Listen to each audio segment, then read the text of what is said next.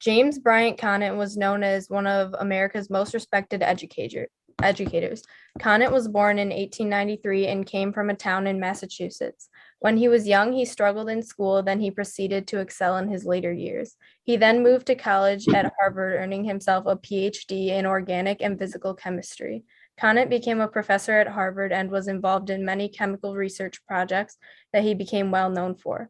In 1929, he was awarded a chair in chemistry and then head of their chemistry division soon after, following some medals as well.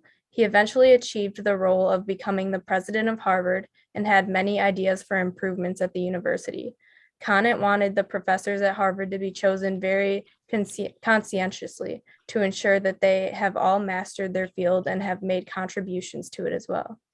He also wanted a more extensive group of students to be attending the school. He believed that the best way to achieve these goals was by offering national scholarships and standardized testing. After much consultation, he had decided on the Scholastic Aptitude Test, also known as the SAT. Conant and his colleagues believed that the SAT was an efficient way to evaluate the knowledge of potential Harvard students. The first standardized tests that we know of were actually administered in China over 2,000 years ago. These tests took place during the Han Dynasty and were created and used by the Chinese government officials. Standardized testing was not involved with the education system until the year 1900, and they were first administered in 1901. They consisted of multiple subjects such as music, archery, horsemanship, arithmetic, writing, and knowledge of the rituals and ceremonies of both public and private parts. These tests were used for many government positions like stair climbing for firefighters in France, all the way to language examinations for Canadian diplomats. What is a standardized test? A standardized test is any exam that tests practical skills or demonstrates one's performance. Some examples are written tests, multiple choice tests, an oral test, a practical skills performance test, and these tests can range from simple to complex subjects. And standardized tests can even be considered to be driving tests.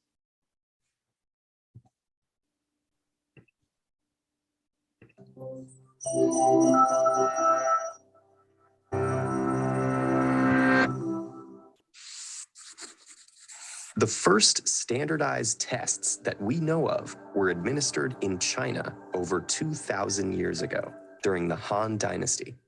Chinese officials used them to determine aptitude for various government posts. The subject matter included philosophy, farming, and even military tactics. Standardized tests continued to be used around the world for the next 2 millennia, and today they're used for everything from evaluating stair climbs for firefighters in France to language examinations for diplomats in Canada to students in schools. Some standardized tests measure scores only in relation to the results of other test takers. Others measure performances on how well test takers meet predetermined criteria. So, the stair climb for the firefighter could be measured by comparing the time of the climb to that of all other firefighters. This might be expressed in what many call a bell curve, or it could be evaluated with reference to set criteria, such as carrying a certain amount of weight, a certain distance, up a certain number of stairs. Similarly, the diplomat might be measured against other test-taking diplomats, or against a set of fixed criteria which demonstrate different levels of language proficiency. And all of these results can be expressed using something called a percentile. If a diplomat is in the 70th percentile, 70% of test takers scored below her. If she scored in the 30th percentile, 70% of test takers scored above her. Although standardized tests are sometimes controversial, they're simply a tool. As a thought experiment, think of a standardized test as a ruler. A ruler's usefulness depends on 2 things. First, the job we ask it to do. Our ruler can't measure the temperature outside or how loud someone's singing. Second, the ruler's usefulness depends on its design. Say you need to measure the circumference of an orange. Our ruler measures length, which is the right quantity, but it hasn't been designed with the flexibility required for the task at hand. So, if standardized tests are given the wrong job or aren't designed properly, they may end up measuring the wrong things. In the case of schools, students with test anxiety may have trouble performing their best on a standardized test, not because they don't know the answers, but because they're feeling too nervous to share what they've learned. Students with reading challenges may struggle with the wording of a math problem, so their test results may better reflect their literacy rather than numeracy skills. And students who are confused by examples on tests that contain unfamiliar cultural references may do poorly, telling us more about the test taker's cultural familiarity than their academic learning. In these cases, the tests may need to be designed differently. Standardized tests can also have a hard time measuring abstract characteristics or skills, such as creativity, critical thinking, and collaboration. If we design a test poorly or ask it to do the wrong job, or a job it's not very good at, the results may not be reliable or valid. Reliability and validity are two critical ideas for understanding standardized tests. To understand the difference between them, we can use the metaphor of two broken thermometers. An unreliable thermometer gives you a different reading each time you take your temperature, and the reliable but invalid thermometer is consistently 10 degrees too hot. Validity also depends on accurate interpretations of results. If people say the results of a test mean something they don't, that test may have a validity problem. Just as we wouldn't expect a ruler to tell us how much an elephant weighs or what it had for breakfast, we can't expect standardized tests alone to reliably tell us how smart someone is, how diplomats will handle a tough situation, or how brave a firefighter might turn out to be. So, standardized tests may help us learn a little about a lot of people in a short time, but they usually can't tell us a lot about a single person.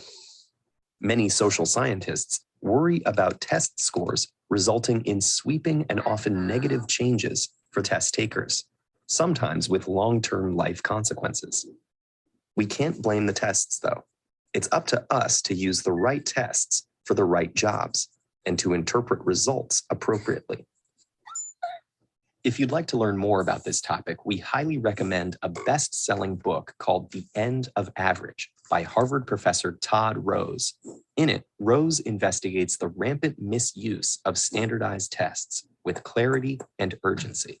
He also proposes a solution to the problem.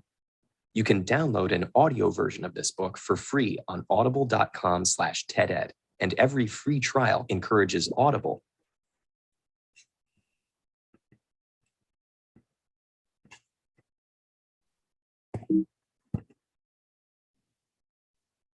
Standardized testing and how it affects high school students. So as high school students get into higher grades, there are a lot of standardized tests that they must take. There are both pros and cons to these aspects, as you know, there are some good sides to standardized testing and there are some bad sides.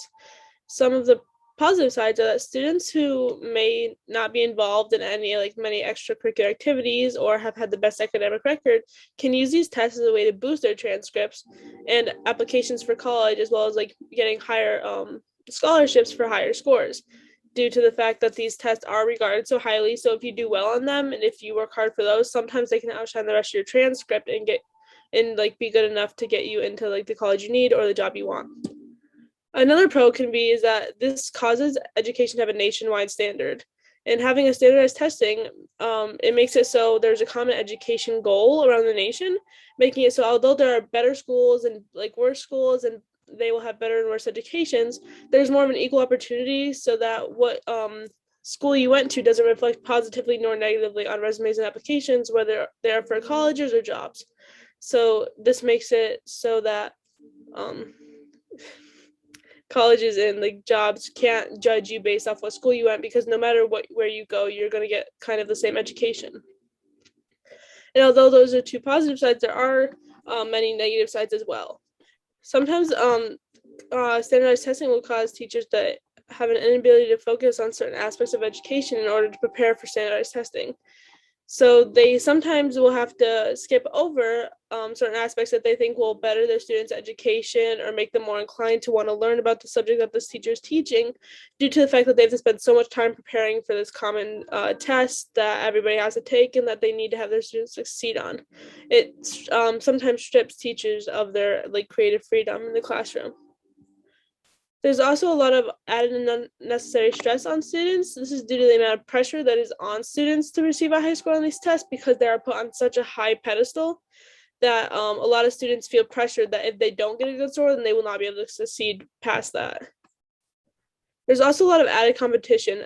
Schools already put a lot of competition on students due to the fact that they want like the valedictorian and salutatorian.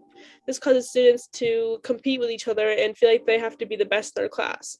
This can carry on to the standardized testing because they want to have the highest score of testing because they want to seem like the smartest and they want to have the scores above their classmates, which causes just like unnecessary competition and unnecessary stress within students. There's also a lot of added insecurities when it comes to testing because there are a lot of students who have very bad test anxiety or struggle to take tests. Purely, I mentioned in the video we just watched a second ago, just students sometimes have struggled to take tests and struggle to memorize just because of the way that their brains are wired. So when students are not good at taking these tests and they go to take like this test that they're told will predict their future, if they don't score high, they're going to be very insecure and they're going to be even more insecure on this classmates that scored higher due to the fact that they will feel dumb and not as good as their classmates just simply because they got one bad score on a test.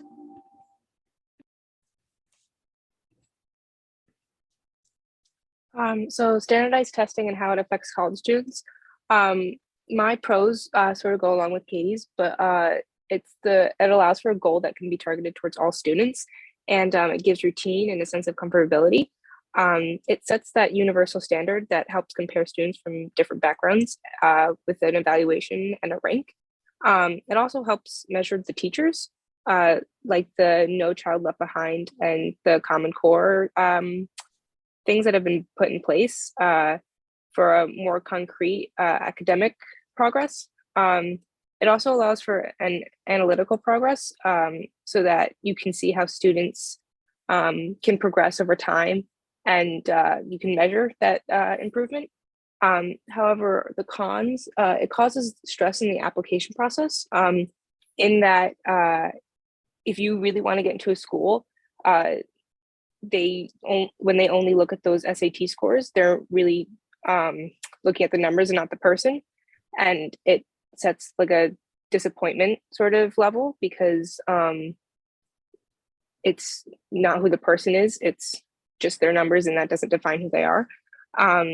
When it doesn't show if a student will succeed or not at the undergraduate level, it only evaluates the numbers, so it doesn't show how they would adapt to the new environment or and the fact that there's not many standardized tests throughout college, they're only at the end.